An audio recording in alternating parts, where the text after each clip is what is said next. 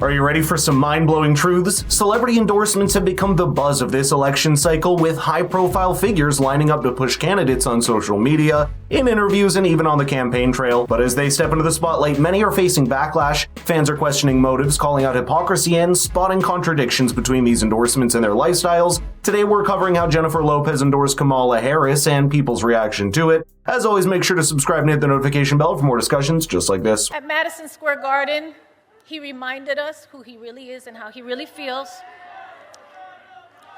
It wasn't just Puerto Ricans that were offended that day, okay? It was every Latino in this country. It was humanity and anyone of decent character. I'm a lover, okay? You guys know that about me. I'm a lover. I am not a fighter. I am not here to trash anyone or bring them down. I know what that can feel like, and I wouldn't do it to my worst enemy, or even when facing the biggest adversary I think America has internally ever had.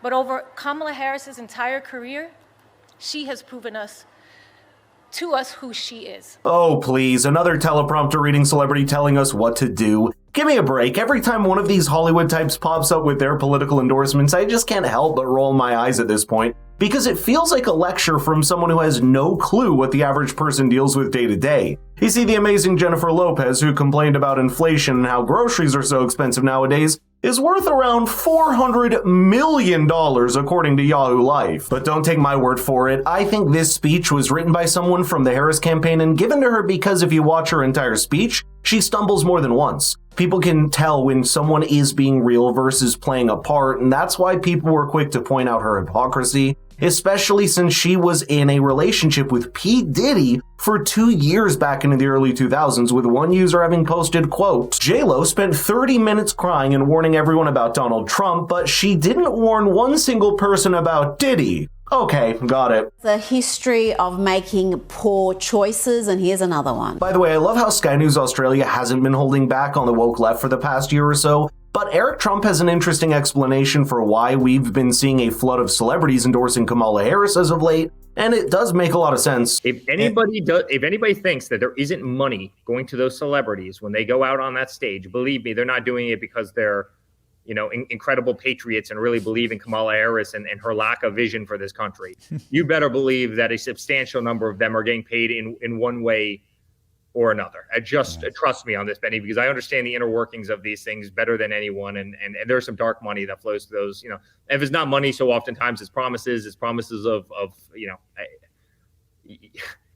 everybody has a price. All those celebrities have a price, and there's very few good ones that are truly up on the stage because they care on that side of the aisle. Celebrity endorsements have become a completely separate industry at this point. You see, a celebrity might endorse a candidate not only because they align on issues, but because that endorsement could lead to future opportunities, maybe a high-profile event invitation, government connection, or access to lucrative deals down the line. The tricky part is there's no way for the public to know the exact amount a celebrity gets paid for an endorsement or what deals may be struck behind closed doors. Add into the mix influencer endorsements, which have become the hallmark of this year's elections, and you have a recipe for disaster on your hands. While advertising laws require transparency for some sponsorships, where an influencer or a celebrity has put hashtag ad or hashtag sponsored under such posts, they don't cover the political arena. That's because these advertisements are overseen by the Federal Election Commission, which doesn't force disclosures to people who are paid to make endorsements on social media. Danielle Butterfield, who's the executive director of Democrat PAC Priorities USA, also commented on this saying, quote,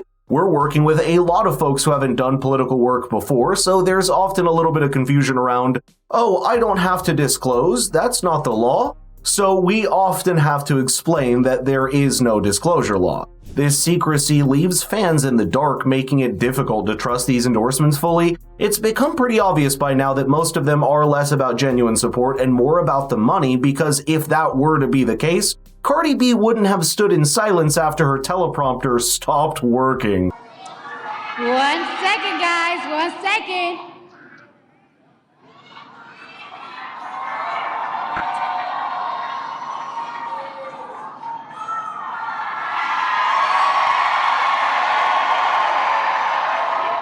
Okay, so I don't take lightly the call. Sorry guys, I'm a little nervous. Guys. I've I've been waiting for this moment this whole life, my whole life. Thank you. All right.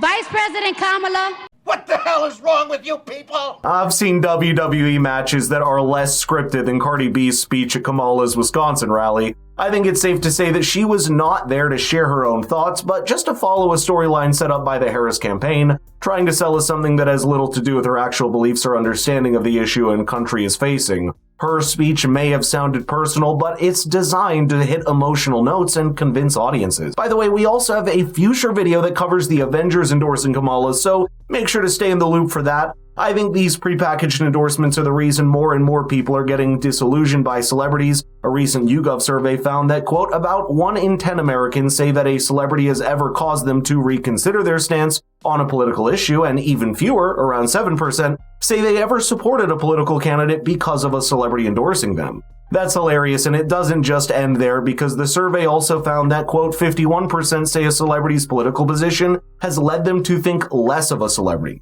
Eric reveals a really interesting story that happened with the Trump campaign as a celebrity tried to approach them and get paid to do a show at the Madison Square Garden rally. And I've never said this publicly. You've got to see the behind the scenes with some of these celebrities. We just had one come to us last week and offered, I'd like to perform, obviously at Madison Square Garden, how much would you pay me to perform in Madison? And this is a big, you would know, every person would know this person. And I'd like to perform there. How much would you be willing to pay us to perform? And guys, we don't need to pay people to, we don't need paid endorsements. It doesn't mean anything to us. Sure enough, a couple days later comes out, yes, they offered me millions of dollars, but I turned it down. And I'm sitting there saying, man, the gall on these people. I read the article and I cringe. I could not, my heart and soul wouldn't allow me to do that. We offered nothing because we're not going to pay people. We're not going to take dollars and pay people to perform at Madison Square Garden. We didn't need it. We had the greatest lineup of speakers in history. Eric is talking about 50 Cent here, and he recently made the allegation that he went on The Breakfast Club saying that the Trump campaign offered to pay him not once, but twice to perform at 2 separate instances. The campaign was quick to deny it, and now Eric has denied it as well. I think in today's digital age, celebrity endorsements don't hold the power they once did. No matter how many high-profile names rally behind a candidate, it doesn't automatically sway voters the way it might have before. The internet has transformed our access into information and reshaped how we view public figures, making authenticity and genuineness more available than a celebrity seal of approval. I even think that in future elections, politicians who rely on celebrity backers will risk looking out of touch as people see these endorsements as part of an outdated playbook that lacks substance. In an era defined by the internet, authenticity is the new currency, and politicians who understand this will be the ones who earn support at the polls. I'd love to know your thoughts on this, so let's get the conversation rolling in the comments down below. Oh, and by the way, if you want your friends to be as informed as you, share this video with them.